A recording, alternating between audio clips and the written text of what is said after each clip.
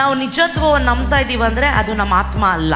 If you are a person who believe in reality, that means that's not your spirit. ಸತ್ಯವನ್ನು ನಂಬೋದು ಮಾತ್ರ ಅದು ಆತ್ಮದ ಕೆಲಸ ಆಗಿದೆ. And only the spirit can able to believe in the truth. So ನೀವು ಯಾವಾಗ ಸತ್ಯವನ್ನು ನಂಬಿ ಆರಾಧನೆ ಮಾಡೋಕ್ಕಾಗುತ್ತೋ ಅವಾಗ ಮಾತ್ರ ಅನ್ಕೊಳ್ಳಿ ನೀವು ಆತ್ಮದಲ್ಲಿ ರಿಯಲ್ ಆಗಿ ಆರಾಧನೆ ಮಾಡ್ತಾ ಇದ್ದೀರಾ. The moment you start worshiping in the spirit, believing in the truth, that's when you get to know for sure I am worshiping as per the spirit. ನೀವು ಆತ್ಮದ ಮನುಷ್ಯರಾದ್ರೆ ಆತ್ಮದಲ್ಲಿ ಆರಾಧನೆ ಮಾಡೋದಾದ್ರೆ ನಿಮ್ಮ ಕಣ್ಣಿಗೆ ಅದು ಬಂದ್ರು ಕೂಡ ನೀವು ಹೇಳ್ಬೇಕು, ನಾನು ಇದನ್ನು ನಂಬುವನಲ್ಲ, ಉನ್ನತನಾದ ದೇವನು ಹೇಳಿದನು ಮಾಡುವಂತ ದೇವನು ನನಗಾಗಿಟ್ಟಿರೋ ಸತ್ಯ ಕಾರ್ಯಗಳನ್ನು ನಂಬುವ ನಾನಾಗಿದ್ದೇನೆ. If you are a spirit man, when even though this comes, he will rebuke and say, no, I don't believe this. The God, the Most High God, whatever He says, He will do it for me. That's what He will believe. So ಇವತ್ತಿನ ನೀವು ಆತ್ಮದಿಂದ ಆರಾಧನೆ ಮಾಡಬೇಕಾ?